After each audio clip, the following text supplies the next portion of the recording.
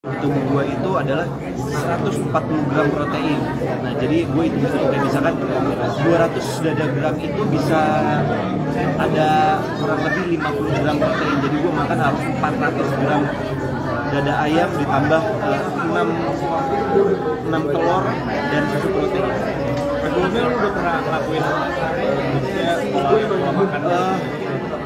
Tidak diet ya, tapi tidak se-ekstrem ini sampai yang gue stop makan malam itu dari jam 7, gue intermittent fasting juga, gue baru makan lagi jam 10 pagi. Tapi jadi kebiasaan sekarang. Jadi akhirnya pada saat sekarang udah mulai bagus, terus gue mau makan total lagi tuh jadi nggak rela gitu loh. Jadi gue udah capek susah payah. Kalau bisa gue harus pertahankan seperti ini terus, karena sebenarnya tujuannya adalah hidup sehat.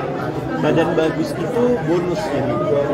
Tapi kalau nggak juga support, Istri gue sangat mensupport, makanya dia istri dan nyokap gue juga support banget. Makanya istri gue beliin daging yang salmon, nyokap gue beliin dada ayam. Jadi kayak setiap hari tuh gue makannya aduh, udah sampai makan dada ayam tuh deh kayak makannya juga sampai emosi, karena dada ayam terus kita makan bosan. 3 hari dada ayam, 3 hari daging sapi, 3 hari salmon tuh pagi siang itu terus tuh bisa makan sambil marah-marah. ya, tapi olahraga apa sih yang dijalankan? Yang gue olahraga Senin sampai Jumat itu gue weightlifting, Sabtu Minggu itu gue cardio.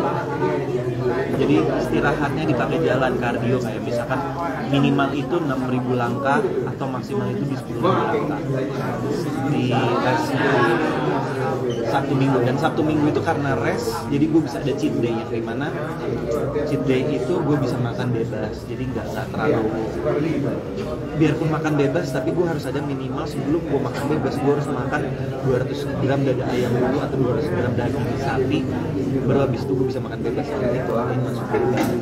Kalau dilihat di sosmed kan suka lari juga sama istri ya. Bagian dari dietnya juga. Salah satu dari kardionya itu, tapi itu dulu kan, karena kalau lari kan itu kebakar semuanya, ototnya sampai kebakar banget. Sekarang itu lari gue ganti sama jalan. Bang, ada juga soal kan kemarin Kinan sebelum viral yang baca Quran, dan sekarang ada sempat lepas di perkembangan apalan baru segala macam. Kinan sekarang karena sudah TK di alih kelas, jadi sudah mulai bisa sedikit-sedikit baca surat pendek. Belajar sendiri apa kita belajar sama mamanya atau gimana? Yang pasti mamanya itu selalu ngajarin Kinan setiap malam itu surat pendek, hafalan surat pendek, setoran surat pendek sampai dia bisa. Setiap hari ada targetnya.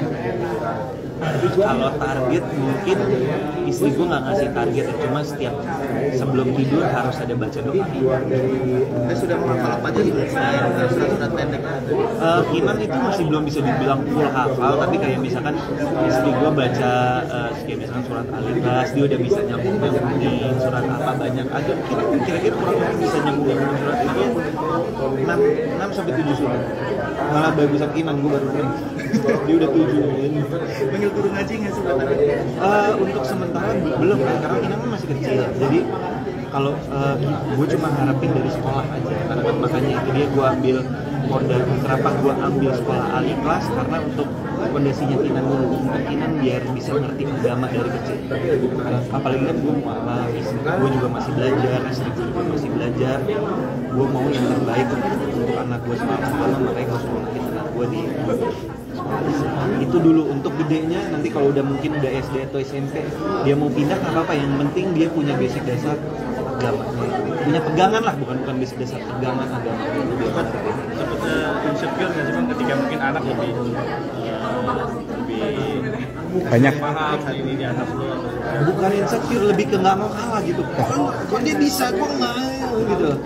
Jadi karena mungkin anak kecil belajarnya lebih gampang ketimbang gue yang masih belum terlalu, apalagi kan gue malah kayak untuk belajar bahasa baru itu agak susah gitu. Kalau anak kecil kan mungkin karena biarpun terbata-bata tapi dia mendengarkan bahasa itu lebih gampang mencernanya gitu. Kalau kayak gue kan gue harus cari tahu dulu artinya apa, ini apa, biar gue nggak salah gitu.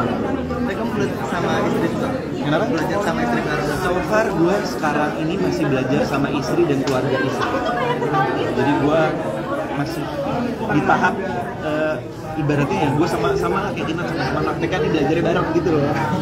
Jadi gue nggak bisa yang langsung next step nggak. Jadi ibaratnya gue ini masih anak TK. Jadi anak gue SD pelajaran agama gue juga harus SD gitu. Gue nggak boleh kalah. Tapi Marcel, lo kajian juga kan? Gue masih belum sih karena mungkin